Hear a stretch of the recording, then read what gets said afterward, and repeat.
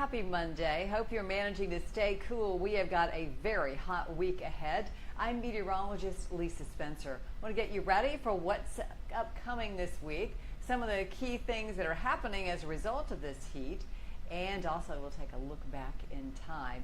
Plus, we will have a bit of rain relief in our forecast. So let's get right to it on what's happening here.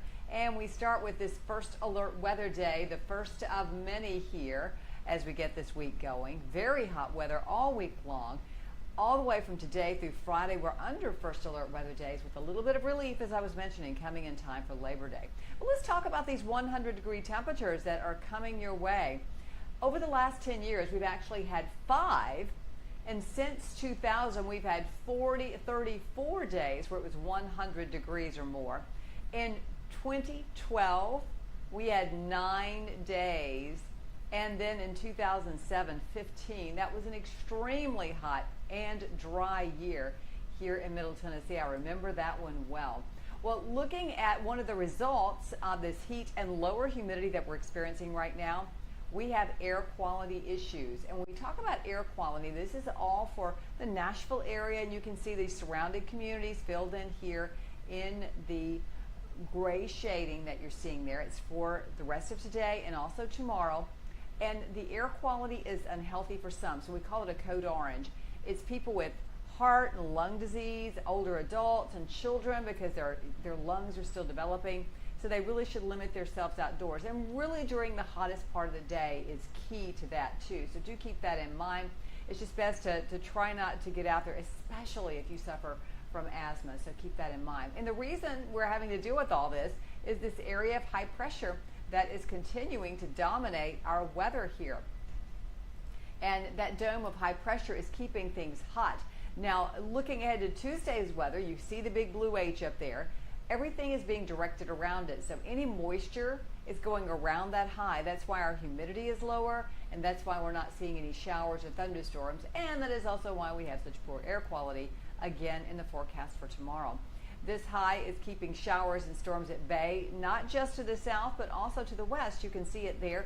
Those thunderstorms are going to run up against that brick wall, that area of high pressure, and we're just not going to see those showers and storms coming in. 93 degrees is the latest temperature out at Nashville International, 83 in Cookeville, and 90 degrees over in the Clarksville area. Our dew point temperatures, they are on the lower side. You can see them there in the 50s, which is pretty comfortable for this time of year. So again, it's that dome of high pressure that is really helping to keep any rainfall from getting in. I shouldn't say the word help because we really could use some rain. We are under a drought. Hey, so far this August, let's talk about this. So far, we have had some pretty warm days. You can see all those 90s that we've had. Yesterday was 96. Today is 99, which is, the hottest that we have been so far this year. So very hot conditions for us. The average is 49.1, as you can see there. So we're 6.9 degrees above the average for the month. We've had a couple of breaks in there with the 80s, but a lot of 90-degree plus weather. Only 4 days we've had any measurable rainfall. That's why we really, really, really need some rain here across the mid-state. We do have just a little bit in our forecast. Looking outside right now, we head over to Clarksville. This is the F&M Bank camera. 93 degrees right now, a calm wind. Going through the rest of the night, we'll hang on to this clearer sky for us. We'll be right around 70 degrees in the morning. And as we go into the afternoon, 94, topping out at 100 degrees. So, it's even hot at lunchtime. And then we look ahead to Wednesday. Very similar story, 71 degrees, and then we'll be at 100 during the afternoon. Our pollen count, that is going to be on the high side all the way through.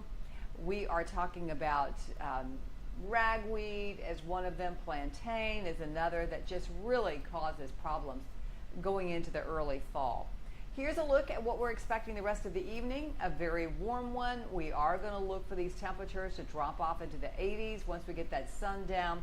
And for that school forecast tomorrow morning, it's pretty nice for the kiddos out by the bus stop early at 70 degrees. But they'll want to have plenty of water at recess with 88.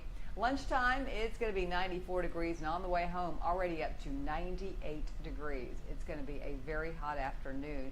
for playing outside. Just want to give you a preview of what we're expecting on Labor Day. We've got some scattered showers and storms on Saturday.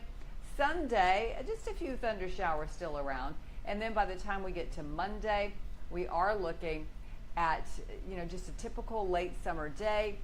It will come with a chance of an isolated shower, but nothing widespread. Here it is, our first alert forecast with those 7 first alert weather days lined up there, 100, 100. By Thursday, the humidity starts to increase, some isolated thunder showers in the forecast then.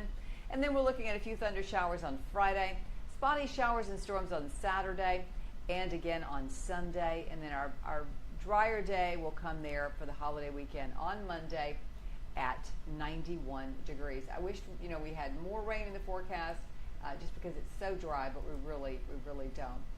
Here's a look at on this date in weather history. We'll take you back in time and give you a preview of what we had.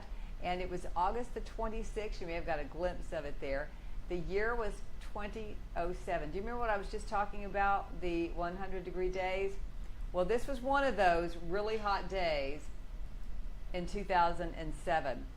It was a long heat wave, 32 days, 94 degrees was the temperature in Nashville on that day. And remember, a heat wave is determined by when you've got at least 3 days of 90-plus degree temperatures in a row. So that was a long heat wave at 32 days that year. The average high for the streak was 98.2. So we had some 100s mixed in there to get that high figure. But that was on this date in weather history.